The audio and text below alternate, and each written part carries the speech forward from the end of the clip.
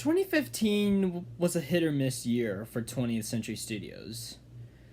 There was certainly a lot of stuff they put out that year. Now, hold on. Were their highs high? Oh, yes, they were.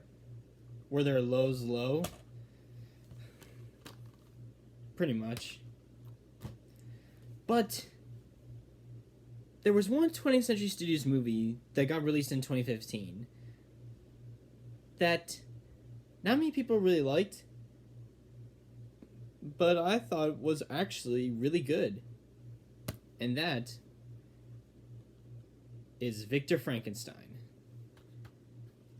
This movie is an underrated gem, and we're going to be talking about why it is. So Victor Frankenstein was released in 2015. Critics and audiences didn't like it, and it underperformed at the box office.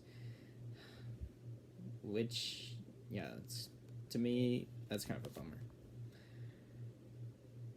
So you might be thinking, what does make Victor Frankenstein an underrated gem? Let's get to it.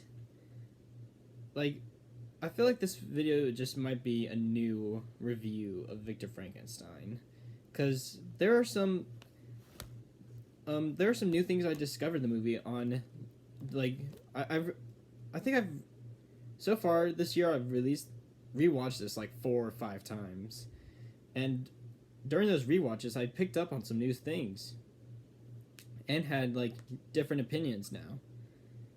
There are several things about this movie that I really, really love. First off, Daniel Radcliffe as Igor. He perfectly embodied him, the accent, the way he's always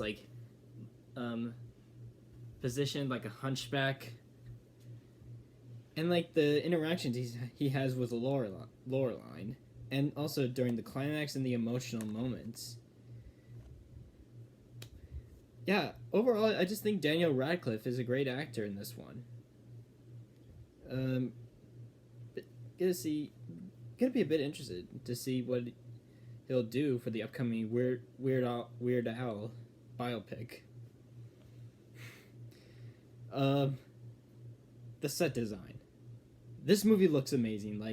I'm a sucker for these kind of movies that take place in old days, like period pieces, medieval dramas. I'm obsessed with the way these movies looked, and I adored all the sets, costumes, every look of it.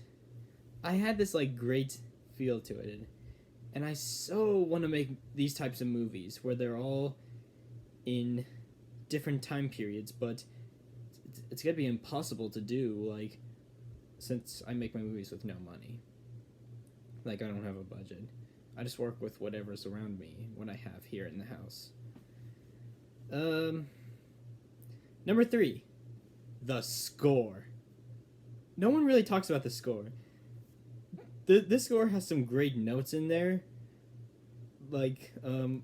When Igor and Victor, or when Victor introduces Igor to their monster, which is Gordon, after the party, and then during the climax, when Frankenstein's monster has been brought to life. There was some amazing choir singing, and I was getting a little giddy because I thought, this sounds so grand and amazing. They really did a great job on this one. What else? Oh yeah, Laureline. I thought Laureline was really good. What else? Oh yeah, the opening. The opening and the climax. They are equally amazing. You've got a great bit of action in all of those. Yeah. But is Victor Frankenstein perfect? Sadly, it isn't. And that's a shame. So what are some problems I have? So I'm gonna be a bit fair here with the movie. So what are the issues I have? Well, the issues I have is this guy who I think he was in like BBC's Sherlock. But I don't know. He was fine, but I just didn't really like how he knew exactly everything when he wasn't there. Like how was he able to guess how he stabbed someone? I mean he kind of could, but I don't know. It's hard to explain, but you guys probably know what I mean. I just kind of didn't like how he knew exactly everything.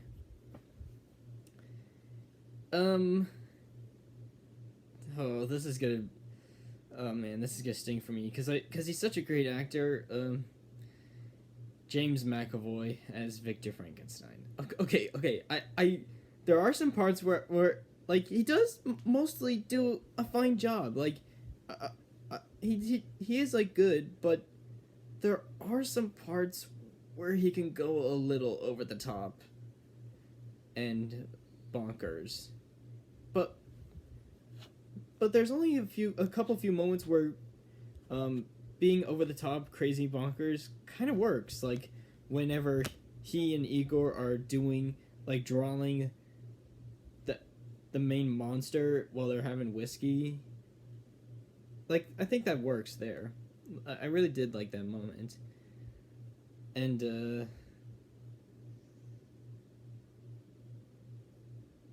also during when he was showing Igor those two pairs of eyes and he lit that up and he just moved it, and then he just went completely insane whenever Igor corrected him about how the eyes aren't even.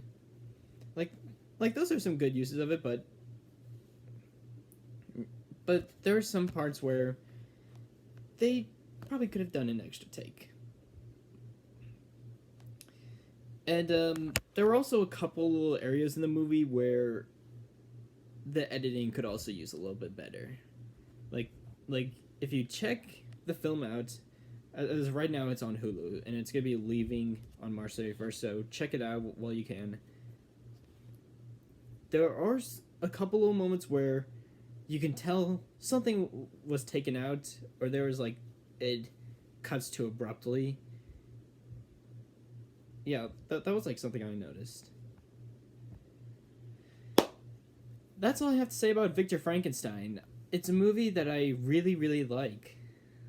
And while the movie isn't perfect, I do find myself rewatching this film so many times and just having a good enjoyment out of it. I just really like this one. So far, it's the best version of Frankenstein to me. Now, I know some people are saying, some of you might say, wait, you haven't seen the original one? Sorry. Just been busy. I've been busy making my own movies. And you're going to be seeing a lot of them this year.